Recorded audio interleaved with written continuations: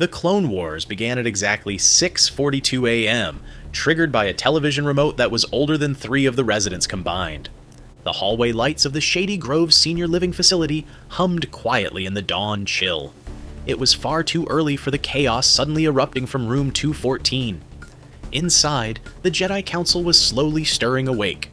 Yoda sat on the edge of his adjustable orthopedic bed, a pale fleece blanket draped over his shoulders like ancient robes he refused to acknowledge were made of synthetic polyester. He stared intently at the flickering television screen as it cycled rapidly through a local weather forecast, static, an infomercial for non-stick cookware, and static again. His frail shoulders rose, and his liver-spotted fingers tightened around the edge of the blanket. He knew in his bones that war had returned to the galaxy. Across the room, Mace Windu gripped the remote control like a weapon hilt. His thumb hovered over the worn buttons before he aggressively jammed the volume key. The TV instantly shut off, leaving the room in pitch silence. Mace stared at the black screen, deeply suspicious of its compliance. From the doorway, Ki-Adi-Mundi shuffled into the room, his sailboat-patterned bathrobe trailing behind him. He surveyed the quarters with a heavy, dramatic gravity that he hadn't earned today. "Master Windu," Ki-Adi-Mundi said, his voice thin and trembling, "the broadcast has been compromised." Mace jammed the power button again. A loud, piercing emergency broadcast test pattern blasted through the speaker, followed by a long, continuous siren. Yoda tensed his jaw, Ki-Adi-Mundi gasped aloud, and Mace blinked hard against the glare of the color bars. "The attack has begun," Ki-Adi-Mundi whispered, stepping backward into the hall. It was, in reality, a routine weekly system test performed by the local news station, but the Jedi saw only orbital bombardment. Outside in the corridor, 2 exhausted morning shift nurses passed each other pushing medication carts. Someone had mixed up the dosage bottles again, leaving the schedule in complete disarray. The Jedi wing was already unstable, and now its core leadership was entirely convinced that the Separatists had breached the outer defenses. Yoda slowly rose to his feet, leaning his weight onto his aluminum walker as if it were an ancient Geimer stick. "Clouded, the Force is," he mutters, shuffling toward the door. "Danger near." To the world, it was just television static. To the Council, it was an incoming fleet. The Council convened at dawn, or, as the front desk receptionist called it, far too early for this. What was normally a cheerful craft room decorated with paper snowflakes now served as the Jedi High Chamber. Bingo was scheduled for 9, but the Jedi had seized the room at 7. A chaotic ring of mismatched folding chairs surrounded a plastic table covered in half-finished macaroni art and stray crayons. Yoda arrived first, settling his small frame onto a bright green yoga ball from the senior stretching class. The rubber squeaked loudly under his weight, but he accepted the noise as the Force adjusting to his presence. Mace Windu entered next, his steps careful and deliberate as he scanned the linoleum carpet for hidden landmines. He folded his arms tightly across his chest and took his seat. "We are compromised," Mace announced to the empty room. Ki-Adi-Mundi entered last, carrying the restless energy of a man who had completely forgotten why he walked into the room but refused to admit it. He sat down, raised a trembling finger, and pointed toward the far corner of the rec room. "There! The battle droids gather." Everyone turned to look. A round robotic vacuum bumped blindly into the baseboard, turned 45 degrees, bumped into a chair leg, and emitted a cheerful electronic beep. Yoda gripped his yoga ball as it shifted beneath him. "Strength, they gather." 2 nurses peeked through the door window to check on the room. They watched in silent confusion as 3 elderly men stared intently at an automatic vacuum cleaner. "Should we move the Roomba?" one nurse whispered. "No," the other replied softly. "They'll think it's advancing." Mace suddenly rose to his feet. "The enemy probes our defenses." Ki-Adi-Mundi nodded in agreement. "Prepare countermeasures." Yoda reached across the table and picked up a purple glue stick, raising it slowly into the air with a shaky hand. "This will serve." The others accepted the weapon without question. In the corner, the vacuum became trapped under a recycling bin, a maneuver the Jedi interpreted as heavy frontline reinforcements. The Grand Army of the Republic arrived at 8:03 a.m. To the facility staff, it was simply morning medicine rounds carried out by 5 nurses in matching blue scrubs. To the Jedi Council, it was a deployment of elite cloned infantry. Mace Windu straightened his posture as the staff entered. "They move with discipline." He watched intently as Nurse Ramirez navigated the doorway while balancing a tray of applesauce cups. Ki-Adi-Mundi stood up, gripping his plastic water cup like a tactical datapad. "Commander, your report!" Ki-Adi-Mundi demanded.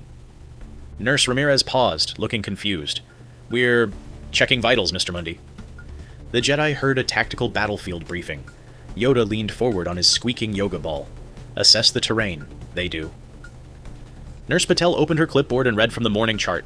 "Lights out at 8 tonight. Medication checks at noon. Hydration reminders every 2 hours." Mace's jaw tightened. "So, night attacks?" Yoda nodded grimly. "In darkness, they strike." Nurse Ramirez approached Yoda with an inflatable blood pressure cuff. "Master Yoda, can I check your arm?" Yoda raised a single hand, blocking her path. "Question me not, soldier.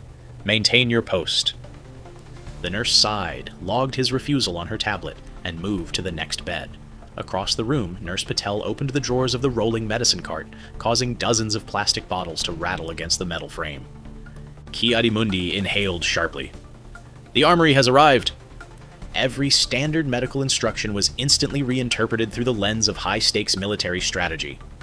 Take with water meant preparing the body for chemical warfare.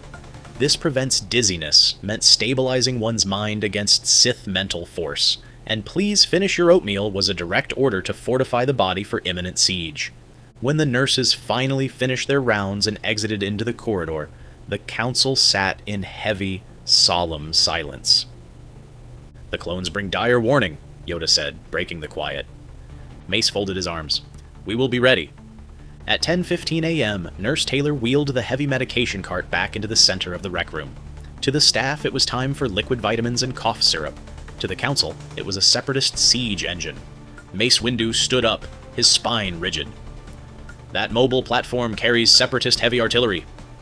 Nurse Taylor paused mid-step, holding a small plastic cup. "Sir, it's just medication time." Mace heard an ultimatum to surrender. Ki-Adi-Mundi adjusted his grip on his walker, stepping forward to shield the table. "That machine carries deadly nerve toxins." Nurse Taylor took a cautious step forward. "All right, everyone. Time for cough medicine." "Hold your ground!" Mace shouted, raising a hand.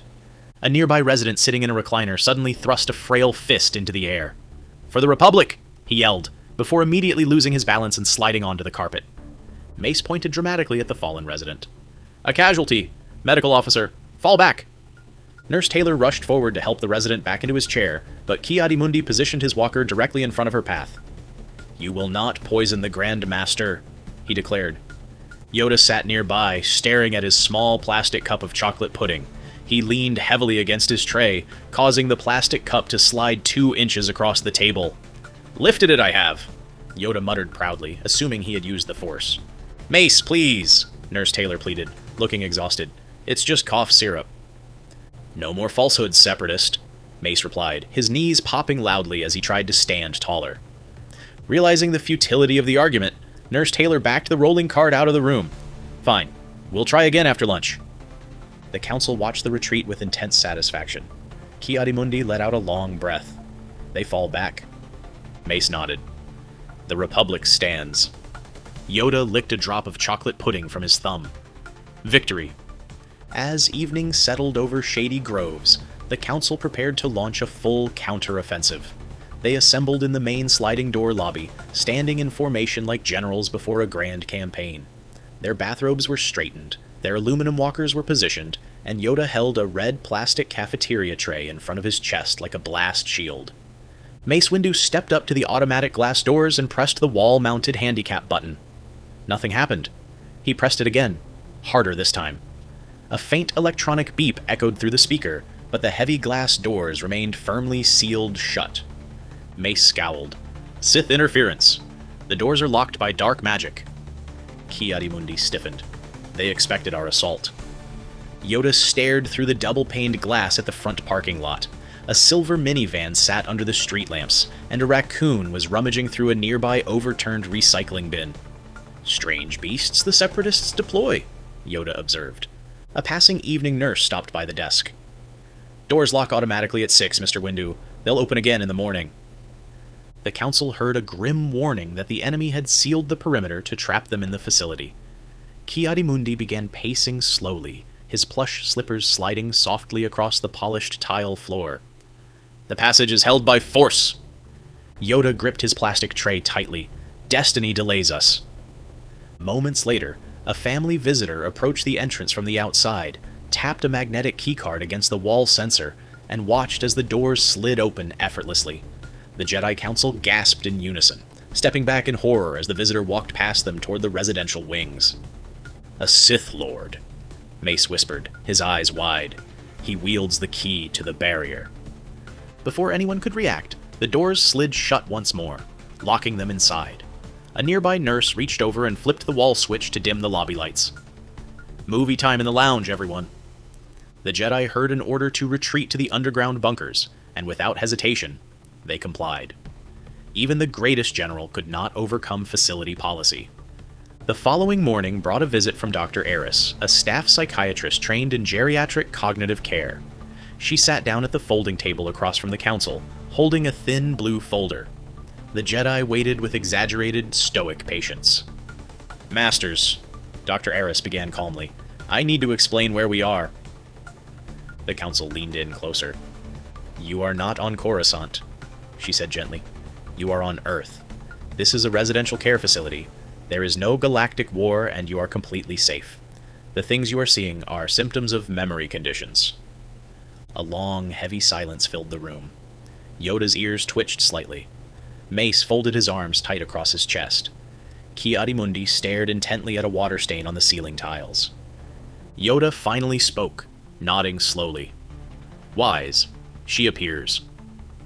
Mace agreed instantly, a masterwork of enemy psychological deception. Ki-Adi-Mundi raised a finger in warning. "She speaks the script the Sith have provided her." Dr. Eris sighed quietly, opening her folder. "No, there is no Sith. You are residents here, and I am your doctor." Mace shook his head, his face entirely unreadable. A bold lie. Yoda tapped his knuckles against the green yoga ball. "Well hidden, her allegiance is." From down the hallway, an elderly voice shouted through an open door, "The soap opera is starting!" Ki-Adi-Mundi stood up immediately, his walker rattling against the table leg. "A battle signal." Mace stood up beside him. "The conflict resumes." Yoda nodded, adjusting his fleece blanket. "Go, we must." They shuffled past the doctor in a slow, determined procession, leaving her alone at the craft table. Dr. Eris clicked her pen, opened her file, and wrote a brief note on the chart. "Recommend medication review. Avoid sci-fi television programming." She then closed the folder, stood up, and decided to take her lunch break 30 minutes early. The therapist arrived on Monday morning. She had read the medical reports. Then she had read the facility's makeshift Jedi protocol. Then she had read Jedi protocol a second time, because the initial reading had raised severe questions about whether the official document was an elaborate piece of workplace satire. It was not. The therapist sat across from the three residents at the craft table in the recreation room. She took a deep, steadying breath and began. "Gentlemen, I'd like to talk about what's been happening here." Mace folded his arms tightly across his chest. Yoda watched her with quiet intensity. Ki-Adi-Mundi kept one vigilant eye fixed on Separatist Unit 4, which was currently dormant in the corner. "You are residents at Shady Groves Assisted Living," the therapist stated plainly. "You are not members of the Jedi High Council." Mace slowly turned his head to glance toward Yoda. "There is no Galactic Republic," the therapist continued, maintaining direct eye contact. Ki-Adi-Mundi frowned, his eyebrows knitting together in deep concern. "There is no Clone War," the therapist added firmly. Yoda narrowed his eyes, his liver-spotted hands tightening on his aluminum walker. The therapist pointed directly toward the robotic vacuum cleaner. "The nurses are nurses. This is a recreation room. And that is a vacuum cleaner." All three men slowly turned their heads to stare at the Roomba. It suddenly chimed, bumped softly into a folding chair, and backed away. Ki-Adi-Mundi shook his head, a look of profound pity crossing his face. "Deception!" "No," the therapist countered instantly. "Reality." Mace leaned forward over the table, his voice dropping an octave. "A sophisticated enemy operation." "There is no operation, Mr. Windu." Mace's eyes flashed with suspicion. "You know my name." "Because it is written on your medical chart." she replied, holding up her plastic clipboard. Mace glanced toward Yoda, nodding knowingly. An extensive intelligence network. Yoda studied the therapist's calm expression for a long, silent moment. Convincing she is, the Grand Master finally conceded. The therapist allowed a slight, relieved smile to touch her lips. Yes. Good. Yoda continued without breaking eye contact. Dangerous, therefore. The therapist's smile vanished completely. Ki-Adi-Mundi pointed a trembling finger toward the electronic tablet resting in her lap. What is that device? The therapist looked down at the glowing screen. My tablet. What does it record? He demanded. Session notes, she answered. Ki-Adi-Mundi turned to Mace with a grave look. Surveillance. The therapist closed the tablet cover with a sharp click. The conversation continued in this circular fashion for 10 excruciating minutes. Then, the heavy recreation room door swung open. Nurse Ramirez walked in, holding a stack of paper placemats. She had not been informed that a formal reality orientation session was currently underway. Nurse Ramirez looked over at Yoda and smiled warmly. Grand Master, the council chamber is needed for lunch setup. The therapist turned her head very slowly toward Ramirez. The room went dead silent. Ramirez froze mid-step, realizing her mistake far too late. Yoda looked at Ramirez. Then Yoda looked back at the therapist. Mace leaned back comfortably in his chair, folding his arms once more. He looked at the therapist and asked, You were saying? The therapist closed her notebook. She stood up, stared daggers at Nurse Ramirez, and pointed toward the corridor. Outside. Now. A few minutes later, the therapist stood in the hallway with Ramirez, Nurse Taylor, and the facility administrator. You cannot attempt to reorient these men to reality, the therapist said, her voice shaking with frustration, and then have your care staff walk into the room and address them as galactic generals. The administrator nodded thoughtfully. That seems reasonable. So, discontinue Jedi protocol immediately, the therapist demanded. Nurse Taylor immediately crossed her arms. Completely? Yes? Taylor raised an eyebrow. So we go back to 40-minute medication refusals every single afternoon? Nurse Ramirez chimed in. And Master Yoda throwing his breakfast? He threw his oatmeal once, the therapist insisted. Twice, Ramirez corrected immediately. The second time was grits, Taylor added softly. The therapist rubbed her temples. That distinction is not helping your case. The administrator raised both hands to restore peace.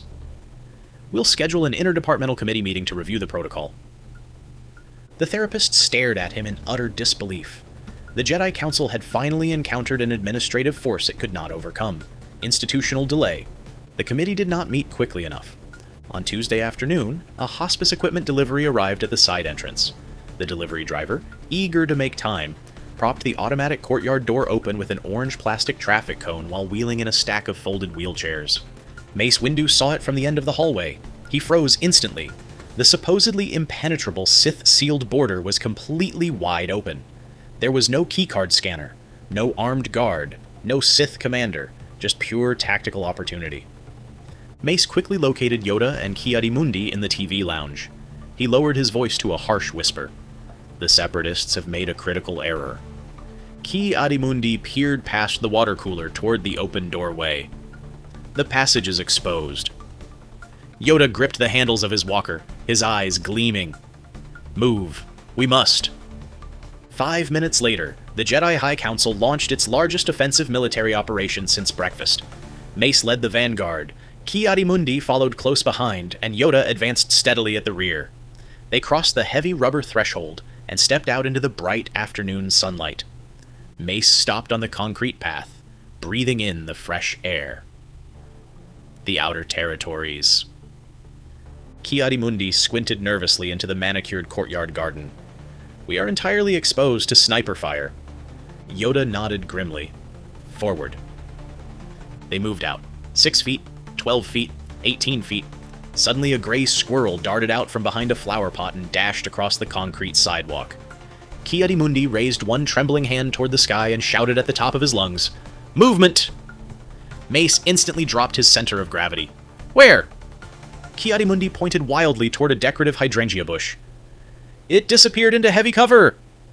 Yoda watched the rustling leaves carefully. Fast. This scout is. Mace nodded, his jaw set in a hard line. A Separatist reconnaissance unit. Satisfied the perimeter was cleared, they advanced once more. 23 feet, 28 feet. Ki-Adi-Mundi came to a sudden halt, leaning heavily on his aluminum frame. Fatigue takes me, masters. Mace leaned against a nearby wooden bird feeder, wiping his brow. The enemy has used acoustic weaponry to weaken our physical position. Yoda lowered himself slowly onto a green courtyard bench, resting his walker against his knees. Strategic pause. A groundskeeper drove past the perimeter fence in a yellow gas-powered golf cart. Ki-Adi-Mundi pointed dramatically at the vehicle. Enemy troop transport! Mace watched the golf cart disappear around the corner of the maintenance shed. Let them retreat, Mace declared with quiet authority. The field is ours. The Galactic Republic had successfully captured 28 feet of suburban courtyard. Inside the building, Nurse Ramirez walked into the recreation room and discovered 3 empty chairs. She gasped aloud. Where are they? Nurse Taylor, entering right behind her, winced. Don't ever say that sentence in that tone of voice. Ramirez pointed frantically at the vacant furniture. They're gone! What do you mean, gone? Taylor asked, her pulse spiking. I mean, there are supposed to be 3 Jedi generals sitting in those chairs, and currently there are 0. For approximately 30 seconds, pure administrative panic gripped the wing. Then Ramirez happened to glance out the large glass courtyard window. She stopped dead in her tracks. They're on the bench, Ramirez said softly. Taylor rushed to the glass. All 3 elderly men were sitting peacefully in the sun, watching the butterflies. Taylor let out a long, shuddering sigh of relief. Thank God. The therapist stepped up behind them, looking through the pane. This is exactly the safety hazard I was concerned about. The facility administrator joined the crowd at the window. Can we get them back inside without triggering an episode? Everyone immediately turned to look at Nurse Taylor. She looked at the door, then at the administrator, and let out a defeated sigh. Fine. Taylor walked out into the courtyard. Mace saw her approaching and immediately straightened his spine. Taylor came to a halt 2 paces away. General Windu. Mace looked up. Yes, Commander. Republic transport is ready to extract your squad, Taylor reported smoothly. Mace stood up without hesitation. Return to base? Immediately, General. Mace nodded firmly. Very well. Execute. The 3 men marched back inside the facility in a perfect, slow-motion single file without a shred of resistance. The administrator watched them cross the rubber threshold from the hallway. So, the protocol worked. The therapist turned to stare at him. They escaped the facility. And they returned, the administrator pointed out, because she reinforced their shared delusion, the therapist argued, raising her voice. The administrator nodded slowly. Yes, seamlessly. That is not a clinical victory. The administrator picked up the red incident log folder. No injuries reported. Don't do that, the therapist warned. No falls sustained during the engagement, the administrator read off. Stop reading the metrics. Residents returned voluntarily upon request. The therapist closed her eyes, fighting a headache. The administrator pulled out a pen and checked a small box marked, Resolved without physical intervention. The therapist pointed a sharp finger at the paper. Checking that box does not make this acceptable care. Technically, the administrator began. The therapist turned on her heel and walked away down the hall. By Friday morning, supervised courtyard walks had been officially integrated into Jedi protocol under the Entry Outer Rim reconnaissance missions. The failed escape had been successfully rebranded as an outdoor wellness initiative. The final institutional war over Jedi protocol occurred during Thursday night's scheduled spaghetti dinner. Upper management had issued a strict memo mandating an immediate scale-back of the protocol. Staff were explicitly ordered to use residents' legal names. No military rank, no Jedi titles, no references to the Republic, and under no circumstances was anyone to refer to the Roomba as a separatist combatant. The new reality-first policy lasted exactly 11 minutes. Mace Windu flatly refused his dinner tray because he believed the diplomatic chamber had been compromised by poison. Ki-Adi-Mundi refused his evening pills because Nurse Patel could not produce her clone identification serial number. Yoda refused to touch his glass of water, claiming it was tainted with dark side energy. 3 floor aides attempted standard conversational redirection. Nothing worked. The noise in the dining hall rose steadily. A resident at table 4 stole 4 dinner rolls off a neighboring tray. Someone dropped a bowl of fruit cocktail, sending maraschino cherries rolling across the floor. To make matters worse, Separatist Unit 4 somehow slipped past its dock and began loudly vacuuming the main aisle. Nurse Taylor dropped her clipboard onto the counter with a loud clatter. "I've had enough of this." The therapist sitting at the staff desk looked up nervously. "Taylor, stay in scope." "I tried it your way," Taylor replied firmly. "Taylor, follow the memo." Taylor pointed a finger toward the chaotic dining room. "Nobody is eating! Nobody has taken their meds!" "Do not break protocol!" Taylor ignored her and walked straight into the dining room. She approached Yoda's table and stood at attention. "Grand Master." Yoda immediately looked up from his tray, his large ears twitching. The therapist, watching from the doorway, buried her face in her hands. "The Galactic Peace Summit is officially underway," Taylor announced in a clear voice. Yoda narrowed his eyes suspiciously. "Terms?" "Spaghetti," Taylor answered without flinching. Yoda considered the proposition for 3 long seconds. "Acceptable." Across the room, Nurse Ramirez stepped up to Mace Windu's chair. "General Windu, all regional factions are prepared to negotiate." Mace stood up, his hand resting on his walker. "Conditions?" "Dinner first," Ramirez replied smoothly. Mace offered a single, formal nod. "Acceptable?" Ki-Adi-Mundi shuffled over to join them, his slippers gliding across the floor. He glanced nervously at Ramirez. "Has the surrounding chamber been properly secured?" Ramirez looked over at the Roomba, which was currently trundling directly toward the main serving station. She walked over, pressed the power button with her toe, picked the unit up by its plastic handle, and carried it toward the supply closet. "The prisoner has been contained, General," Ramirez reported, shutting the closet door. Ki-Adi-Mundi let out a breath of relief. "Excellent work." The therapist stared at Ramirez in sheer disbelief. "You're indulging it again." Ramirez pointed toward the table where all 3 men were currently taking their seats. "They're walking to their chairs." "And nobody's throwing their food," Taylor added, pulling out a chair for Yoda. "He threw oatmeal once!" The therapist yelled over the chatter. "Twice!" Ramirez shouted back. The therapist stopped arguing. Within 4 minutes, the entire Jedi High Council was seated peacefully at the front table.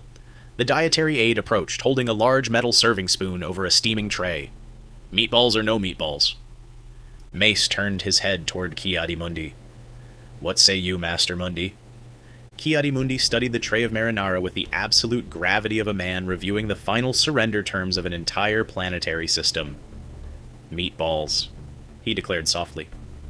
Mace turned back to the cook. "Agreed." The cook looked down at Yoda. "And for you, sir?" Yoda evaluated his plate with deep concentration. "Extra Parmesan. Require I do." The cook shrugged, shaking a generous layer of cheese over the pasta. "Sure thing." Yoda nodded approvingly. "Generous, your terms are." Peace was officially restored. Not to the galaxy, for there was no galaxy. There was no Galactic Republic, no Jedi Order, no Sith Lords, and no Clone Wars. There were only 3 elderly men, a deeply exhausted care staff, and 3 plates of spaghetti slowly cooling beneath bright fluorescent lights. And perhaps that was why the staff finally stopped fighting it. Nobody at Shady Groves Assisted Living actually came to believe the 3 men were galactic guardians. Nurse Taylor knew Yoda was not a centuries-old alien. Nurse Ramirez knew Mace Windu had never commanded a clone battalion. The front desk receptionist knew she did not work in the Jedi archives. The administrator knew the craft room was not a Grand Council chamber. And the therapist knew Separatist Unit 4 was a $300 vacuum cleaner. Especially the therapist. But Shady Groves had stumbled onto an undeniable truth of elder care. Reality was technically correct, but Jedi protocol actually got everybody to eat their lunch. Eventually, the official facility handbook was quietly rewritten. The phrase, Jedi protocol, was deleted from all public documents. In its place, the administration inserted a safe, highly compliant institutional phrase, individualized resident communication strategies. Nothing else changed. The front desk receptionist continued answering internal calls with a sigh. "Jedi Archives, how may I assist your research?" Physical therapy sessions remained classified as high-intensity lightsaber training. The outdoor courtyard remained the outer territories, and the Employee of the Month plaque was quietly replaced with an unofficial printout reading Knight of the Week. New staff members received a typed orientation packet covering fire safety, CPR, HIPAA compliance, and dietary restrictions. Stapled to the back was an unofficial handwritten notebook page. Yoda, call him Grand Master. Mace, General or Master Windu. Ki-Adi-Mundi, do not argue about machinery. Underneath, someone had scribbled a quick cheat sheet. Roomba equals Separatist Unit 4. Floor buffer equals Republic Engineering. Ice machine equals neutral territory. And at the very bottom, underlined twice, Separatist Unit 4 must remain in the supply closet during council meetings. The Roomba had officially become the only prisoner of war in the state of Ohio maintained directly by facilities management. That evening, Yoda sat at the corner dining table alongside Mace Windu and Ki-Adi-Mundi. The long hallway outside was quiet. Evening medication rounds were complete. The heavy exterior doors were locked for the night. The three men ate their spaghetti in contented silence. Yoda looked around the peaceful dining room, wiping his chin with a paper napkin. Peace. Restored it is. Mace leaned back in his chair, folding his arms. At considerable tactical cost. Ki-Adi-Mundi glanced nervously toward the supply closet down the hall. For now, General. For now. From deep inside the locked supply closet, a faint, muffled electronic beep echoed through the drywall. Ki-Adi-Mundi froze mid-bite. Mace slowly turned his head to stare at the closet door. Yoda stopped chewing. Across the room, Nurse Ramirez heard the chime, too. Without breaking her stride or looking up from her chart, she casually walked past the hallway, raised one foot, and pressed her shoe against the supply closet door until the latch clicked shut. Contained, Ramirez called out calmly. Ki-Adi-Mundi relaxed his shoulders. Mace returned to his pasta. Yoda took another bite. Nobody else in the room reacted at all, because after weeks of chaos, confusion, medication refusals, policy debates, one failed courtyard escape, and an absurd amount of laminated paperwork, 3 elderly men had accomplished something far more miraculous than saving a fictional galaxy. They had successfully trained an entire assisted living facility to speak fluent Jedi. The Clone Wars never happened. The paperwork did. This has been Canon Chaos.